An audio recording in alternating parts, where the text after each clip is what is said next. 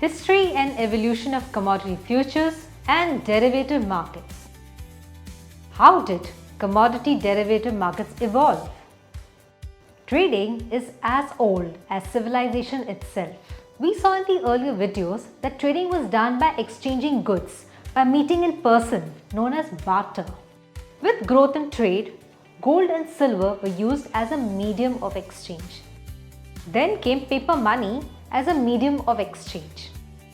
The values of commodities could be expressed in monetary terms, which led to the development of what we now call the spot markets. Here goods are bought and sold for immediate delivery at current prices. For example, buying gold jewelry from a shop. However, this system had several limitations, especially price uncertainty, seasonal supply, and storage risk. But the seasonal nature of produce created uncertainty for producers and buyers. Sellers wanted to lock in a selling price before production or harvest, and buyers wanted to secure future supplies at a known cost. To manage this risk, private agreements were made to deliver goods at an agreed price on an agreed date in future. Such contracts were called forward contracts. However, it was noted that one party often backed out if the prices changed drastically. Sometimes goods were not delivered on time and quality was not standard. To overcome this, organized exchanges began to emerge. One of the earliest was the Dojima Rice Exchange established in Japan. Here, samurais traded rice bills that represented the future delivery of rice. The exchange introduced key features such as standardized rules, specialized grades of rice, and a centralized clearing system.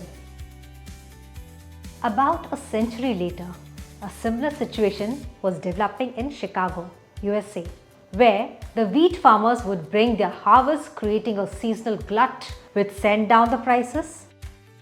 On the other hand, during off-season, supply shortage drove up the prices.